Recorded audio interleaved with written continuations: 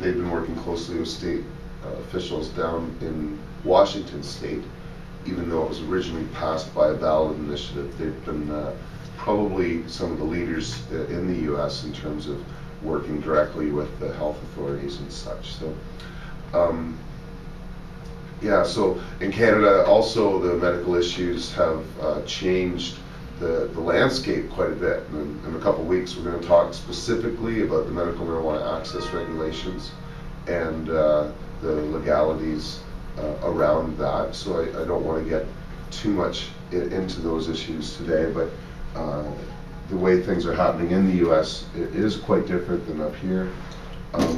This is a little outdated. It's 2008, but it will give you an idea. Oh damn, you're gonna have to check it out online. Sorry for people here, but it just breaks down the various states and how the laws are. Again, 2008. It's not something where there's this kind of blanket prohibition happening across the United States anymore.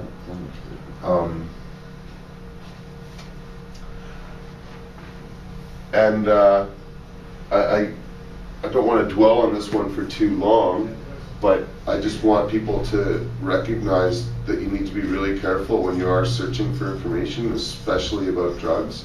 Sometimes even seemingly sources can have, unfortunately, illegitimate information. And this is a perfect example where you see Canada here and it's portraying Ontario as somehow having a legal... It's legal in Ontario. Yeah, it's legal in Ontario in 2008. Like, almost made me want to move back home. But, there have been court decisions striking down in some ways sections of the medical marijuana access regulations, and there was even a time here in 2003, 2004 when the possession laws technically weren't in existence because the medical marijuana access regulations were unconstitutional, and the courts in Ontario ruled that therefore, because part of the law was unconstitutional, until you correct it, the entire law is unconstitutional and we will not enforce it at all. And so that was an Ontario Court of Appeal decision, but why they would take that and somehow state that, and I forget where exactly I got this from, but again, when you're reading information about these things, you need to be really careful. It's unfortunate. There's so much bad stuff out there. So there's lots of interesting debates about decrim versus legalization, and maybe next year's debate, the first one should be that very issue.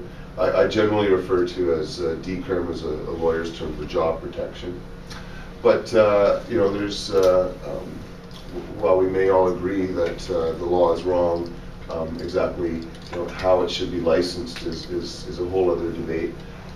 Mostly reserved for the class on economics. Again, I'm breezing through this so I can focus a little bit more on your interactions with police itself. So again, all these are on our webpage, hempology.ca.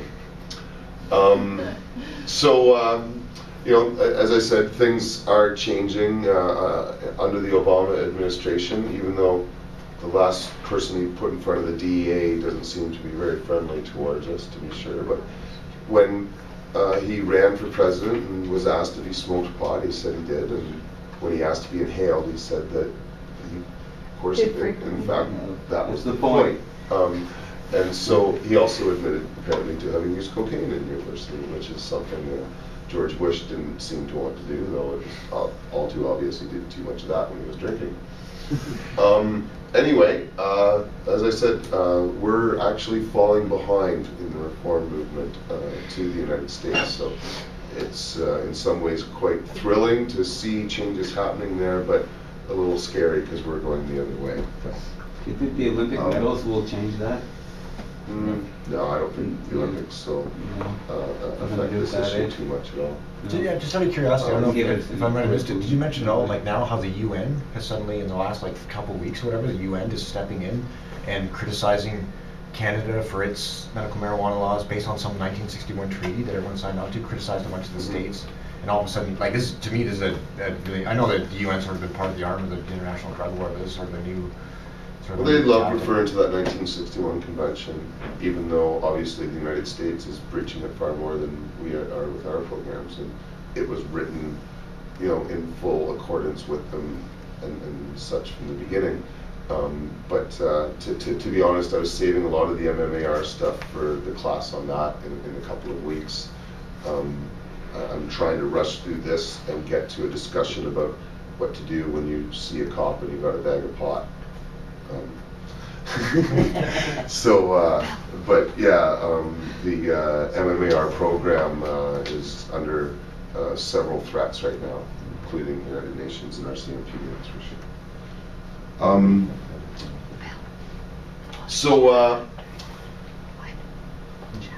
In many ways, as I said, what is written in law and how the law is applied are not nearly as important as how the courts interpret those laws and balance them and the application of the law against the Charter of Rights and Freedoms. We are so lucky in this country to have this charter.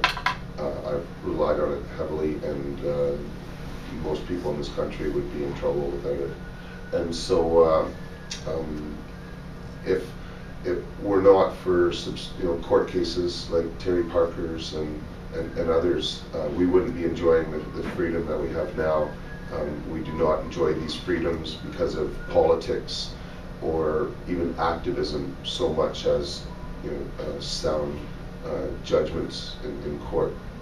They haven't gone as far as we would like, but having witnesses, testimonials has been critical in many cases, as well as the expert evidence. And so really when it comes down to it, the law is the most critical place for us to be fighting.